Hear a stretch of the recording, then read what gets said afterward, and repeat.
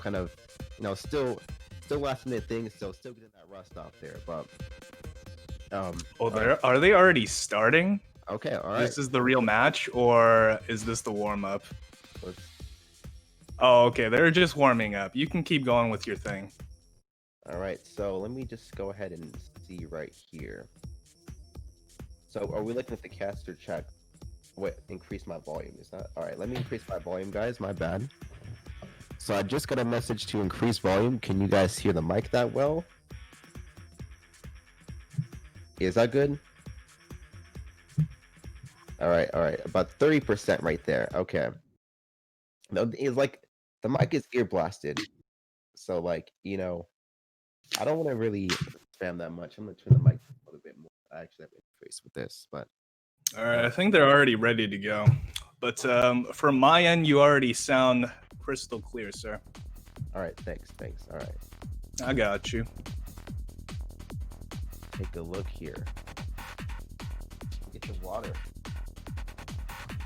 All right, they're already starting off. FireStorm with the perfect clear opening. If the warm-up was any indication, I think FireStorm's probably just going to go maximum velocity like right off the bat. We'll kind of see like if Ajanba is going to be able to keep up with his pacing in this set.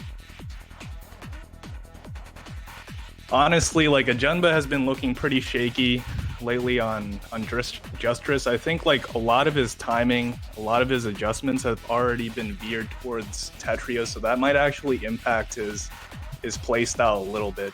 Obviously still a strong player, but yeah, FireStorm's looking polished right now. Ajanba, yeah, getting pressured. Yeah, kind of a difficult situation here. Yeah, it's going to be a nice PC opening that you just saw there from FireStorm as well.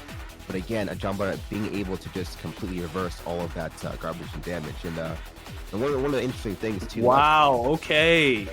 This is new. This is not typically what you see from these two players. Like they typically do like playing that long drawn kind of teeter totter back to back style. But okay, it looks like Ajanba was able to win the 4-wide battle there.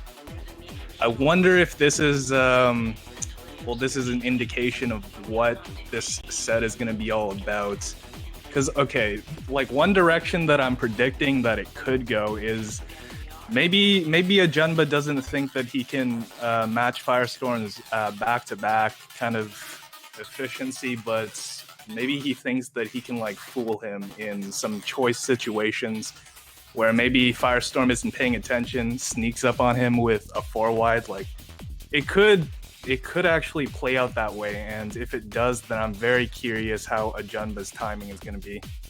Oh dang it! And just there, actually, just now we kind of missed a crucial misdrop. Like the ability, like we just saw a crucial misdrop from FireStorm, just a little bit. Ajanba sending off a lot of pressure, but he was able to recover so nicely and turn that into this instant huge spike right there. And you see that is the reason why he kind of put Ajanba in a little chokehold just now, but.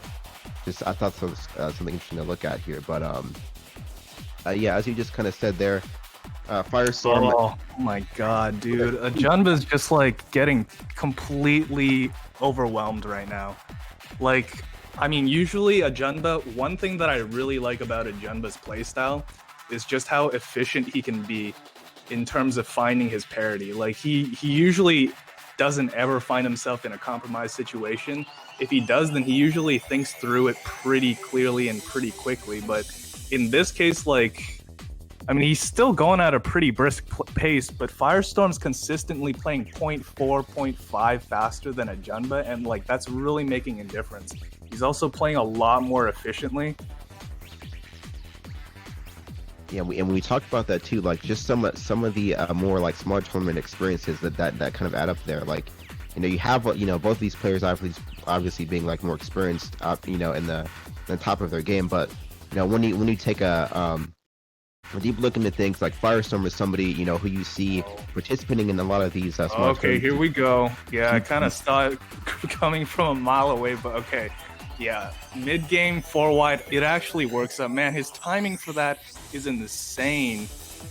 Okay, I was saying Ajanba was looking a little shaky at the beginning here, but it looks like he's coming in on his own. Catching up a little bit, getting on the board. typically in these kind of situations, like one of the interesting things about FireStorm is like his style is interesting because there looks to be nothing that you can exploit, but one thing that I've been thinking on is that like every time he's on the ropes, FireStorm just kind of speeds through a bunch of back-to-back options. And I think like that's going to be his window in terms of like Ajanba opening up FireStorm in this case. If he can get FireStorm playing at a specific rhythm and also distort it a little bit, then I think like Ajanba has a really good chance here.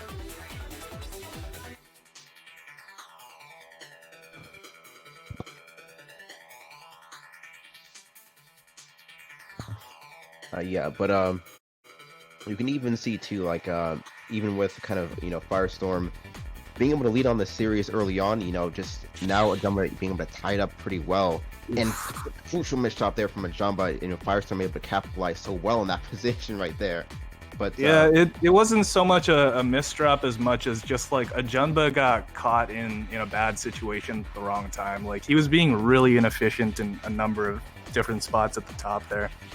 Kept catching himself with like nothing to clear through. That's again like a really dangerous spot, especially against FireStorm, who finds continuations for his back-to-backs, like literally every single continuation you can find it.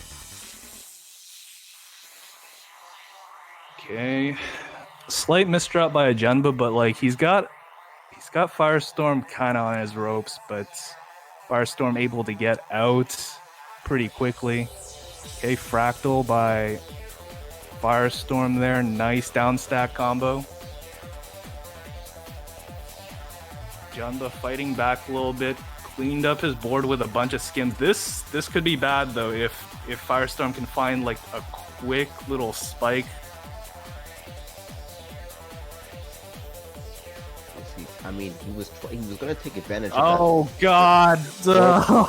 Right side, FireStorm just going to try to spike a huge amount of damage on the jumper right now, but still, he was able to find that one clean well on the right side of his field just at the right time there. So a nice recovery from Ajanba, thinking quickly there from that huge forward spike. So again, it was just it's crazy to see, like as you mentioned before, like how quickly these players are able to recover, even from these huge spikes of damage. You kind of see, like even if you look at the like 0.2 advantage of APM there from FireStorm, just how well they're able to see that and able to take the opportunity as soon as they kind of notice themselves getting more so in that territory of topping out, just being able to think so quickly there. So that was just that down stack combo by FireStorm. He's playing so efficiently today, like averaging I think like above 150 to 160 APM. Making some compromises here because I think like he sees Ajanba is pretty much dead, sending over a couple more spikes. Yeah, and it was also really interesting to see like in the middle of the set, FireStorm using Ajanba's strategy a little bit. The mid-game 4-wide serving Ajanba really well throughout this set so far. FireStorm kind of using it in his own arsenal. So also, I mean, for anyone who kind of doesn't know, I noticed a lot of is there a sense of rivalry between like players like FireStorm and Ajanba? Like I noticed these two a lot, playing a lot of series together, like in these like higher finishes in tournaments, like whether it's tournament finals or finals. But kind of what's a little history behind that, the sort of how often these two play together in these tournaments and the rivalry between that, because I think that's also an interesting thing to look at. When you consider. Well, I think that's one of the things that is so interesting and intriguing about this particular matchup. It's because like these two are, especially in this game, I think as of recently, maybe some other players like Dow. I know like in the previous tournament on Tetrio, a lot of players were giving Ajanba some trouble as well. So maybe their status is a little bit contested at the moment, but traditionally these two players have been meeting each other like in the grand finals or at the very least, they've been characterized as the two best players in the world, and for that reason, like their rivalry is something that's of intrigue to a lot of people, especially since they're able to take sets off of each other. They don't really. Well, I know Ajanba has been putting a lot of time into it. I know they're both incredibly competitive people because Ajanba's still trying to get me back for that one win that I have against him in Revolution Cup. I'm gonna give him another shot, but yeah, like just that alone, you can kind of tell these two have that fire in them, that competitor spirit that keeps them driven and improving. Not only themselves, but like just that rivalry alone, they're kind of improving each other in a way. Yeah, I see that too. It's like also interesting how that does kind of like really play into really come to their play styles as well. Like when they match each other, kind of knowing how to counter each other or trying to adapt well, to each other's play styles to get themselves in a better position. And that's kind of one of the other reasons, I believe why we see this being such a close series. And yeah, just it's very very like interesting to see that as we continue to pile these tournaments up. And it looks like Ajanba though, real quick, he's setting up for a mid 4 wide, but I don't think that's going to be that effective right now.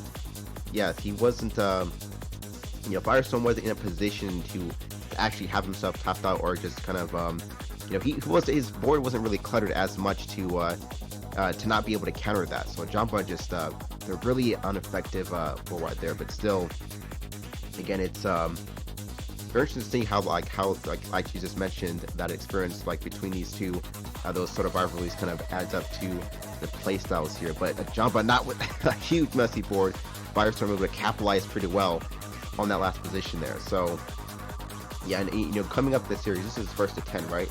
Yeah, first to 10. All right, and you see now FireStorm, they're taking a little bit of that lead in the series, 7-4, right now between these two, but again, feel free to interject at any point or interrupt. But it seems like, all right, FireStorm again.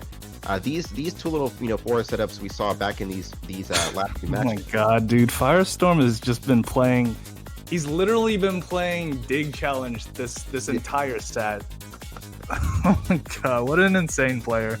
But yeah, what you said, even about the 4 wides not working. That's a very interesting point.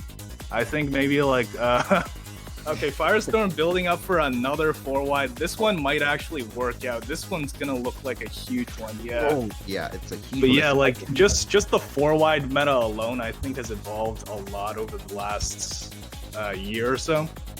Yeah. If you saw at the beginning of the year, it was basically a guaranteed kill. But I think now more than ever, you kind of need that good timing to be able to make it work. And we're kind of seeing that here.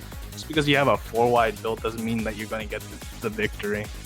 FireStorm needed, I think, 4 or 5 4 wides in that last set, just be able to close it out against Ajanba. That's how crazy some of the counters and players have gone.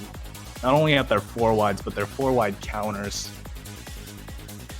Yeah, I think that's all. Yeah, very interesting to see. And right now we have FireStorm here at a match point, and that's going to be very I don't know if Ajanba was trying to set up for some sort of easy cannon mid game, but it seems like again, yeah, this piece optimization from him was not too well done, but he's still able to recover from that. But FireStorm still applying a bit more pressure there. But again, amazing recovery. How Ajanba was able to last two. He was in 2 clear positions to be topped out from FireStorm in just the last 10 seconds there. He's still fighting for his life, trying to open up the wells, but he's not going to. A win series there from FireStorm. Going to move on to the next round in the bracket. So we'll be seeing.